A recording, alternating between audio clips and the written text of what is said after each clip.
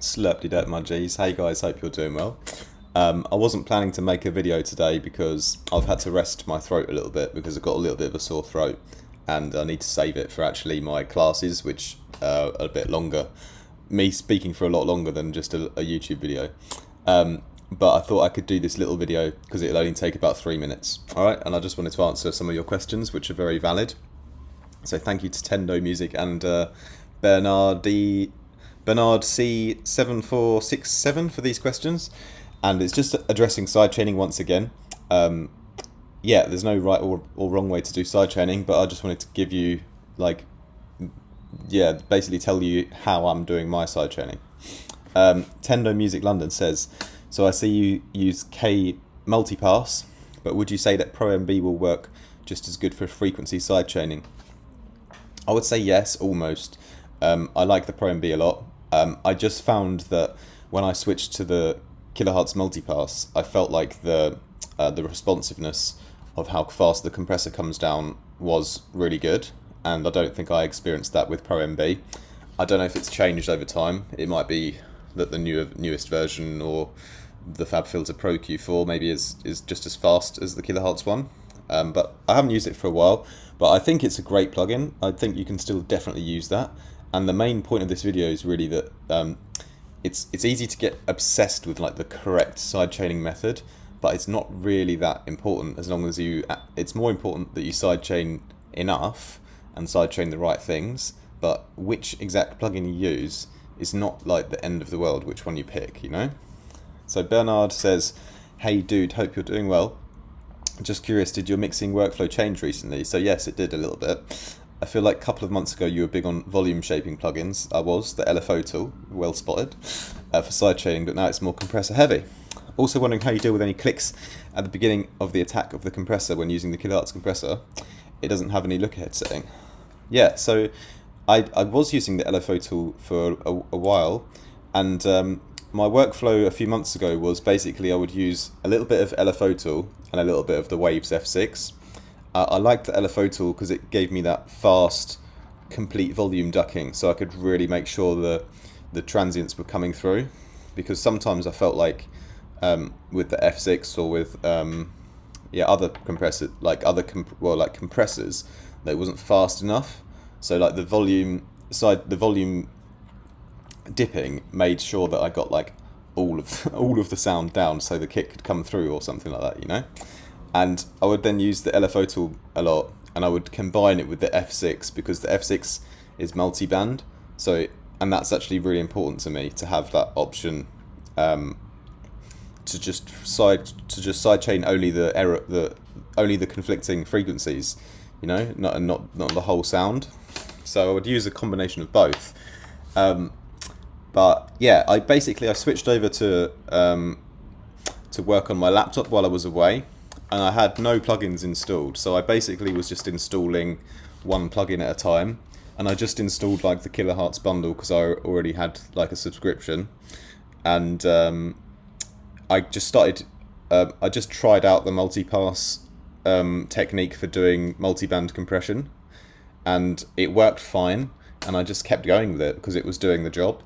And going back to what I said earlier, I think we can place too much importance and emphasis on what's the exact correct sidechaining method. I don't think it's really it matters that much. It's more about doing your sidechain well, which you can do with any plugin really, than it is like picking the exact best option, because there's many options to do it, right? And when it comes to the look ahead, I've never been a fan of look ahead on any compressor before. Like I never got good results with it, so I never actually ever used the look ahead function on any of the past compressors, like the FabFilter ones or any other compressors. Like I've never used it. I've never really thought it worked that well, personally. And on the multipass, when you say it doesn't have one, I've never even thought about it, or it's never been an issue, because I feel like the compressor is really fast anyway. And I don't actually get what you mean by the clicking, because I don't actually have clicks usually most of the time. I mean, maybe sometimes there might be a little click, but it's when you hear it in isolation. and the kicks, you know, you've got your kick sidechain on, but you've muted the kick. Sometimes you might hear a little click, but you know, it's only in that gap where the kick will be. So and you don't really hear the click at all when the whole mix is on. But even then, that's quite rare. Like, I don't actually have that click problem that you're talking about. So here's a little beat.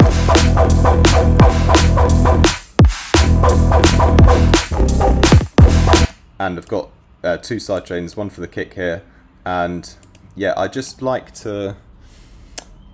I like this one because I feel like the compressor comes down really quickly. I feel like it's very responsive. Like, I like the Kilohearts plugins. I like the transient shaper because I feel like it exactly pinpoints that transient and brings it down without like any latency. And I feel like the compressor on the Multipass is similar. Like, I feel like it has a very like good algorithm that does the job like super instantaneously. So when I first used this, I actually thought it was almost too fast, you know. And so for normally a compressor is too slow. That's why I would use the volume shaping. But I actually found this method to be really quick, and it kind of just was quick enough to do the job, you know. So if I turn that back on, this is one for the kick, right? So you see how much the volume comes down for the kick from 0 to 380 hertz. So if I do it all the way down, you really hear the sidechain, right? I always do it on peak mode. I feel that's the best balance. I always leave the ratio how it is. Take the attack to 0 or 1 millisecond. I mean, 1 millisecond is fine. Like, it really feels like it's doing the job perfectly well for me. So I'll bring it back up to more of a balance between the two, you know.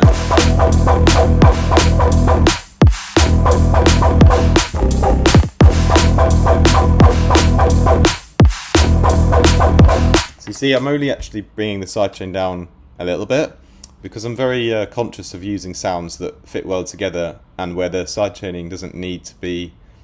It's like a mixing tool that helps you get that clarity, but it's not like I basically, what I'm trying to say is, as I've evolved in my production journey, I treat sidechaining more like a subtle thing, and I might do multiple instances like I do with my EQing, you know. So rather than having like one sidechain that has to be bang on 100% perfect, I might just do a little subtle sidechain on like this little particular frequency here, a little one on this frequency there, a little more later on, you know. So I'm more leaning into a smoother, I guess you could say a smoother, more focused, subtle sidechaining technique, right? That's a little bit different to what I was doing a few months ago, but I found that with multi-band sidechaining, I can keep the fullness of sounds more.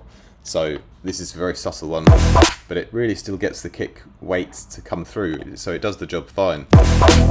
And then over here, one for the snare as well.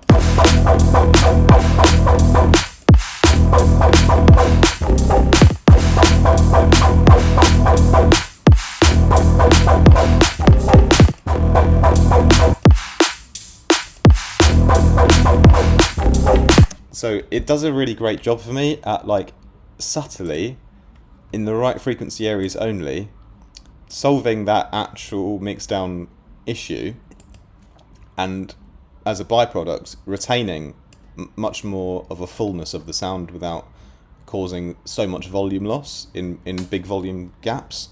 So I've just found that I don't need to be as extreme and heavy with the volume dips when I use this method, because I feel like it targets the areas and brings them down quick enough for me. And yeah, so it just allows me to keep the bass sound or whatever I'm sidechaining a bit fuller. And I prefer this a bit more smoother mixing technique now. Yeah, rather than like super aggressive sidechaining, I prefer to try and be a bit smoother with it. And it also helps me to try and compose my tracks so that I don't have to rely on like sidechaining my way out of every problem.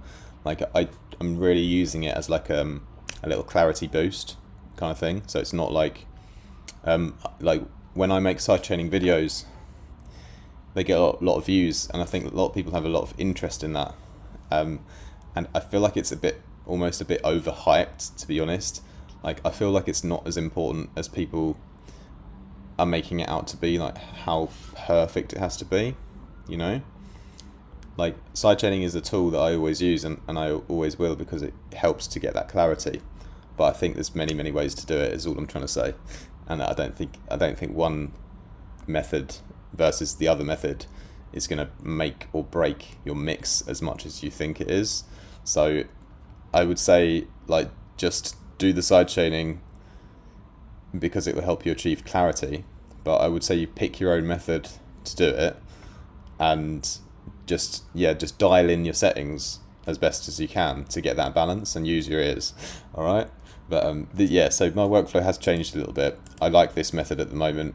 I feel like it's more subtle, more smooth, and does the job for me. And it helps me keep the fullness in some of the sounds without having to take too much volume off. All right, that's basically where I'm at with sidechaining right now. But we always grow and adapt and change as producers, and it's good to try out new techniques. So I hope it helps someone.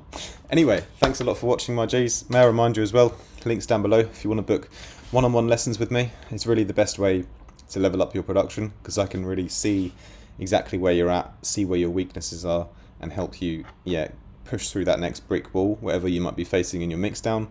Or it could be something else. It could be you want to work on your motivation or your mindset, or you want some help with marketing or making a plan for yourself as an artist in today's very interesting attention economy that we live in. Whatever you want, whatever you think I might be able to help you with. I've got a lot of experience teaching, so I'd love to teach you in a one-on-one class. So you can book via the links down below. Secondly, if you'd like to join our Discord, we have an amazing community.